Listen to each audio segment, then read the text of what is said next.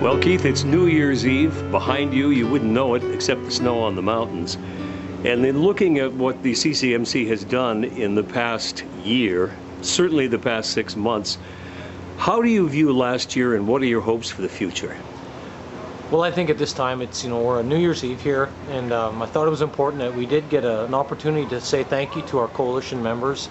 I think the handful of people that started the Coalition of Concerned Métis Citizens had no idea in 2009, when people started to talk about their issues and concerns, that we'd be sitting here, 18, 17 months later, and there'd be a website and there'd be all these things happening. And when I look back at 2010, just this last 12 months alone, it's been a very exciting year.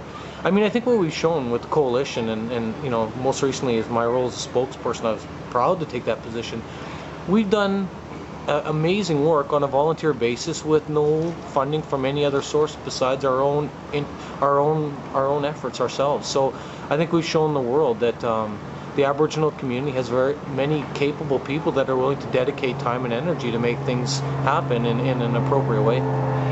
So if you had something that you think was the high point of the last year, what would that high point be at CCMC? I think, well, for me personally now, I guess, and as part of the CCMC, was going to the 2010 annual general meeting in Abbotsford.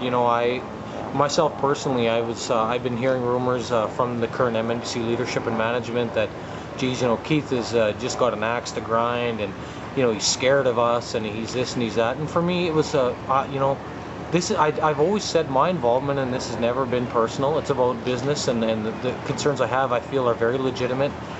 And for me, watching, going right into an annual general meeting and seeing so many old friends, people that have been made my enemies, I don't even know why they're my enemies. I remember talking to, I won't say their names, but a couple of elders that came up to me after and said, look, I'm really sorry, I didn't know that's what you were talking about, that really listened carefully to what I was saying at the mic, and hearing them just say, look, we always thought you cared about our nation, and then we see you still care. I think that said a lot to me, and that was really, for me, that was probably the biggest highlight, because that's important to me.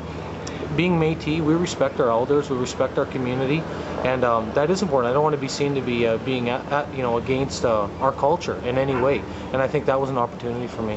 What do you think is going to happen now that CBC was the first to dip in and at least question and see the legitimacy of CCMC concerns? MNBC were able to respond because there was no real digging, but the media is now on the hunt. What do you think the result of that is going to be? Well, truthfully, I think 2011 is going to be a very difficult year for MNBC. If they thought 2010 was difficult, I think 2011, right out of the gate, is going to be extremely challenging for them. We've exposed many, I guess, what I would call statements that are 1 month they say this, next month they say that. They're incorrect. They're not truthful in any way. And we know that media is looking at it, and they're digging into those details, and I'm sure are going to find the same things we've seen. MNBC is going to have a heck of a time in 2011. I think the current leadership and management, there's been calls for resignations. I think they should seriously think about these things for what's best of the Métis Nation. It's not me. It's for the people. It's for what people want in terms of accountability and transparency. That's been the goal of the CCMC. It's never to tear apart the nation, and I think until these people realize that, it's going to be a very, very difficult road. They can't stay in office 2 more years like this. This is absolutely absurd. So in a new world, on a New Year's Eve, it is possible that MNBC could not only reform itself, but it could pull some of the blueprint strategies and the tactics that the CCMC developed into one rather astonishing and very sleek operation to stand for what Métis means in British Columbia. Well, absolutely. We've put it out there publicly for the Métis Nation leadership. We've said that publicly at our regional sessions. We've never said they couldn't use our solutions. We've put it out there as our work and our efforts. Suing your citizens is ridiculous. I mean, they got to get control of the finances. I mean, the 6 condensed issues now really speak to those things. I don't know why they're not sitting with people and setting and actually figuring out how they're going to get through that. I mean, we know that going in 2011, they're telling everyone, oh, well, now wait for the debt recovery plan. That's a day late and $1 short as far as I'm concerned. I mean, they created a $1.8 million debt. Now they expect people to have faith that they're going to fix it.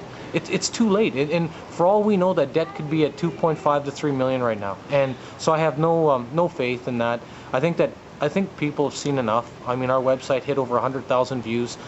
I mean, there's so many things about 2010 that were great, and going into 2011, I just think that MNBC, I just hope they realize it's not about them. MNBC is bigger than any one of us.